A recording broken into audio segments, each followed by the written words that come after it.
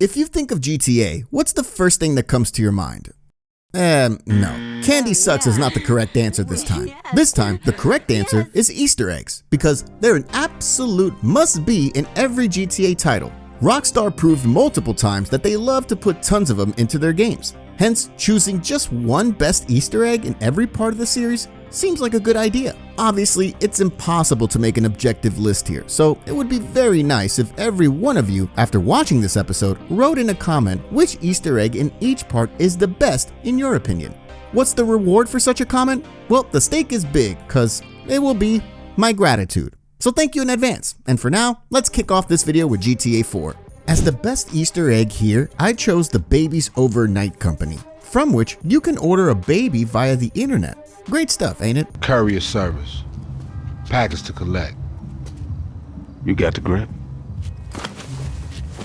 Present and accounted for. The company is so efficient if it comes to human trafficking that they deliver your order overnight, so it's at your crib the next day from submitting an order. Oh, and I also wish to mention that it's a company with a very professional approach that values their customer satisfaction. Why do I think so? Oh, it's just because if you don't like a kid they sent you, you can just simply dump it in a nearby river or put it in a trash can, and then they'll send you a new kid. How convenient. But just to be clear, it's not that I ain't writing ahead or something. That's what it says in the game. For real, don't believe me? Listen to this. And now a message from babiesovernight.com. Having a baby is easy as logging onto the internet.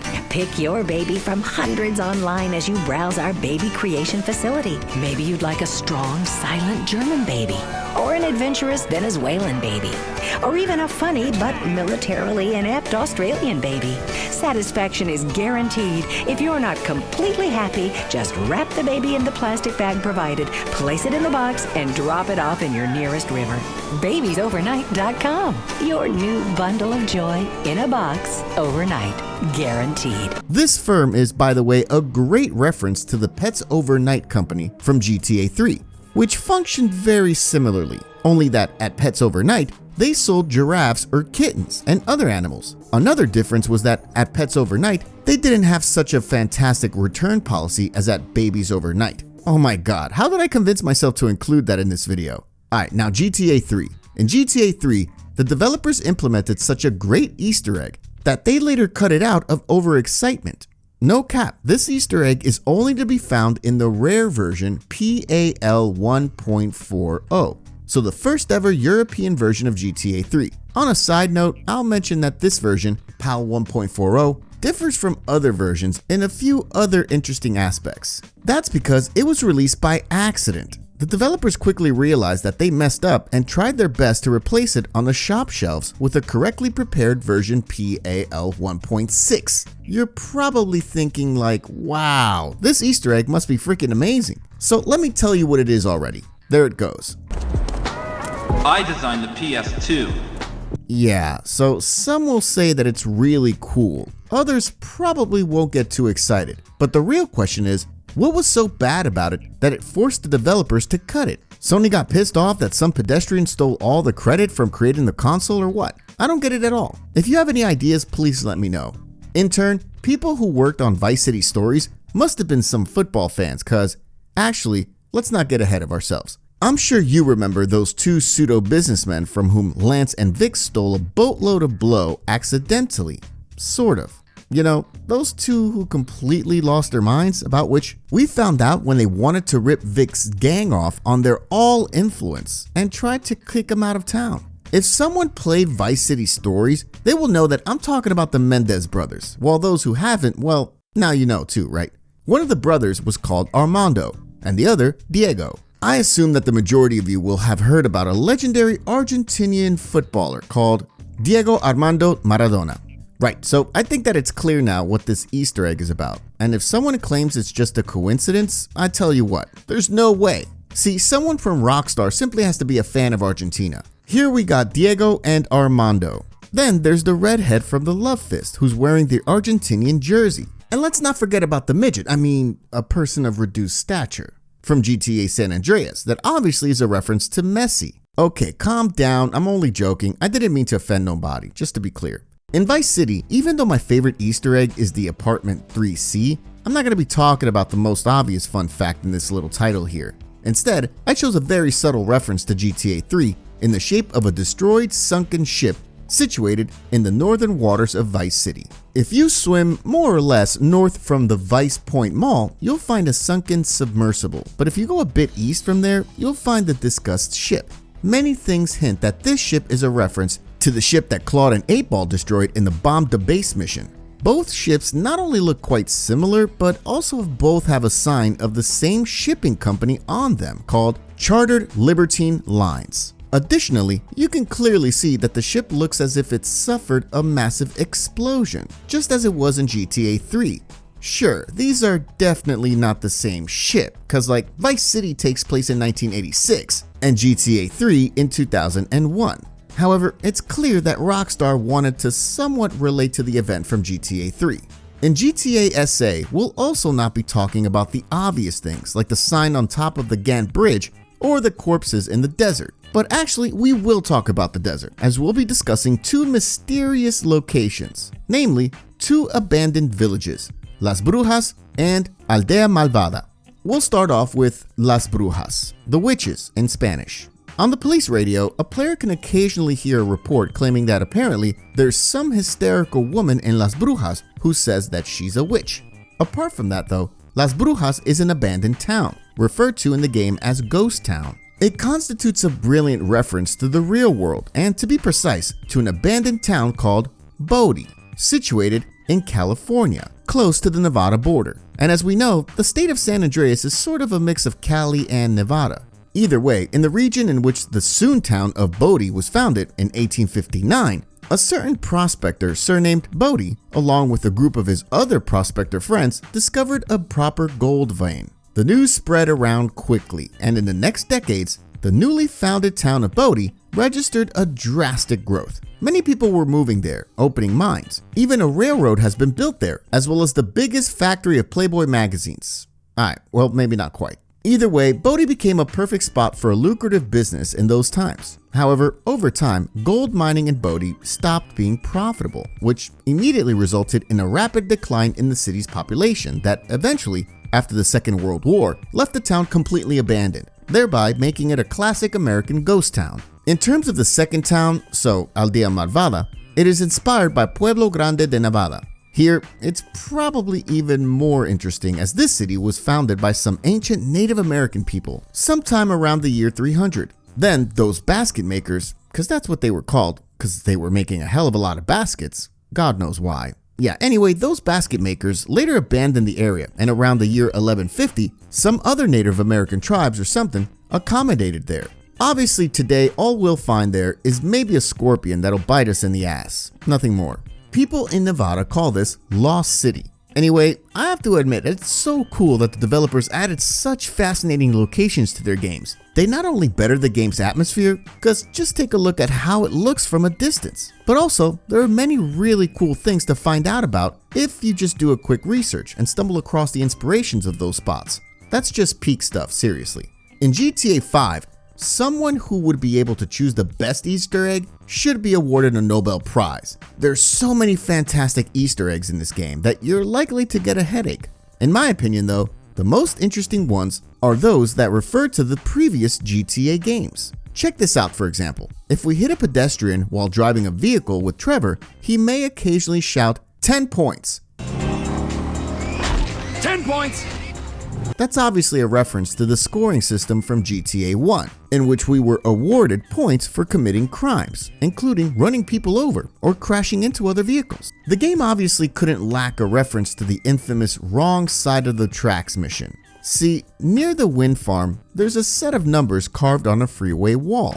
And if we turn those numbers into letters, following the principle that, for example, number 3 stands for the letter C because the letter C comes third in the alphabet, number 1 stands for the letter A, etc., we'll receive the following set of letters, which is the abbreviation for the sentence, All we had to do was follow the damn train, CJ. In Franklin's wardrobe, we'll find a fancy-ass jacket with the logo of Uptown Riders, so a hairdryer club. I mean, a motorcycle club from GTA The Lost and Damned, with whom Johnny worked. In another title from the HD universe though, namely GTA Chinatown Wars, the best Easter egg is the one we can find on our email. See, Juan can receive a spam message from a user called Tony C, who additionally, in his message, uses an Italian phrase. Obviously, I don't think I even have to say this, but this email refers to Tony Cipriani, the protagonist of GTA Liberty City Stories, who was a member of the Italian Mafia.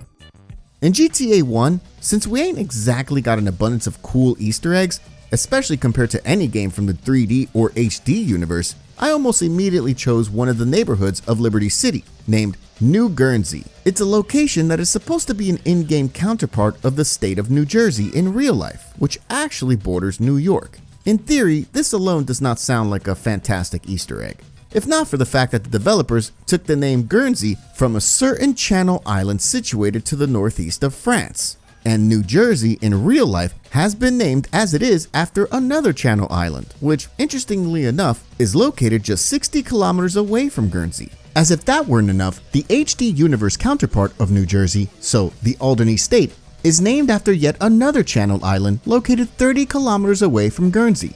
The island is obviously called Alderney. Every single detail like that is never a work of chance with Rockstar. Going further, we'll jump to GTA Liberty City Stories, where we'll look at a certain poster that we can encounter in Pike Creek on Shoreside Vale. The developers completely outdone themselves here and referenced 15 things simultaneously. Well, alright, actually only 4, but it still sounds impressive, don't it? See, the aforementioned poster advertises a certain movie that portrays the life of a cop who works in Vice City in 1971 and is named Sonny Forelli. So Sonny Forelli is obviously a reference to Sonny Forelli from GTA Vice City, which takes place in the same location as the movie. Plus, the movie takes place in 1971, so in the same year in which Mr. Spaghetti led Tommy into an ambush which he barely survived.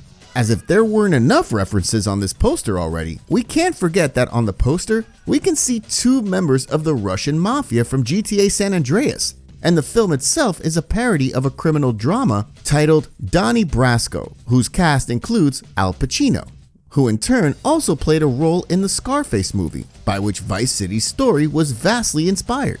By the way, another actor playing a Donnie Brasco is Michael Madsen, the guy who's a voice actor for Tony Cipriani in GTA 3. Pure gold. You simply can't help but applaud. I'm really impressed by how everything is connected and by the amount of various relations. In GTA 2, the developers took a dig at the Catholic Church. Namely, in GTA 2, as you probably know, in order to save the game, you had to go to a location marked by a neon sign that read, "Jesus Saves," and pay 50 grand. Upon saving the game, you could hear the line, "Another soul saved." All this constitutes a reference, or rather a parody of a certain practice applied by the medieval Catholic Church that allowed the believers to purchase so-called indulgences. Basically, the way I understand it is that you could simply go to church, throw something into a priest's pocket, and you would get an indulgence that, in theory, was reducing the punishment that a person was to fulfill before entering heaven. Well, basically, you could literally pay off God. Only the Protestants, led by Martin Luther, realized that it shouldn't really work like that, and it's not cool that you can bribe God. Either way, in GTA 2, the developers decided to kind of laugh those practices down. Oh, and by the way, just wanted to let you know, between us, that soon another cool video on the channel, a solid 4 or even 5 out of 10, you don't want to miss it. In order to avoid that happening, I recommend subscribing to the channel. Thanks. In The Lost and Damned, we've got a series of missions for this psycho pseudo-politician, or actually, a regular politician. It would be pseudo if he actually didn't lie to people, but here, nah. Anyway, never mind. In any case, apart from the story missions, we've also got those dirty laundry jobs for Thomas Stubbs, cause that's who I'm talking about. And in one of them, we plant a wire in Florian Kravitz's lover's car. Florian, the homosexual friend of Nico. And then the game actually gives us the possibility to listen to whatever that wire registers. And Rockstar puts some very cool stuff in there. Apart from a few times when you're guaranteed an earache after hearing Florian singing off-key some tunes from the vibe. We can also hear him mentioning Luis Lopez. Furthermore, there are also some fragments where we can hear Nico running away from the cops in that exact car, which makes a whole lot of sense since, I don't know if you remember, but at some point, Florian actually gave this car as a gift to Nico, to make it up to him for his help in a few matters. Actually, just have a listen. golden. Living my life like it's gold. Get out of the way, you stupid man! Nice buns though, sugar. Living my life like it's golden. Sweet. Hercules was a dream, wasn't it? The music, the bodies, the X. I felt like some tribal rhythm had taken a hold of me. I was dripping sweat and sex and buzzing on X in Amil. The floor was mine. Oh, and did you see Luis? Luis, Tony's bodyguard. If he ever plays for our team, I hope I'm the catcher, sweetie. I do. I'll kill all of you. Now shut up and fuck off. In the ballad, we've got a few hints at what characters from the episodes from Liberty City we may meet in the next GTA, which soon turned out to be GTA 5. See, in the end credits, we've got one scene which portrays Packy McCreary with a bag heading towards the airport entrance. This obviously suggests that he's leaving town, and someone creative could think, hey, maybe we'll see Packy in the next GTA. And then they would be absolutely spot on, as Packy is present in GTA 5. We can meet him in one of the random events, and later even use him during heists. A similar situation involves Rocco Pelosi, who is one of the antagonists of the episode.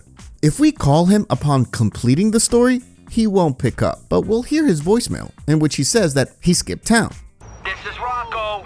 I'll be out of town for a while. Don't come looking for me, cause you won't find me. I probably ain't gonna check these messages either. Sorry, Ma. You understand.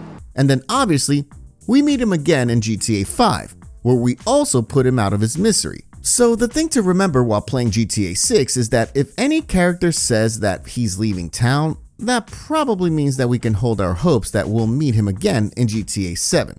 As long as we live long enough to witness the release of this game, because the average life expectancy is currently very far from 200 years.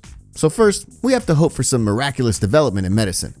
If you liked the video, I suggest clicking that like button. Thanks in advance. Also, to the left, you got the video about the whole Claude betrayal of Yakuza, and why he clapped Kenji for Donald and all that.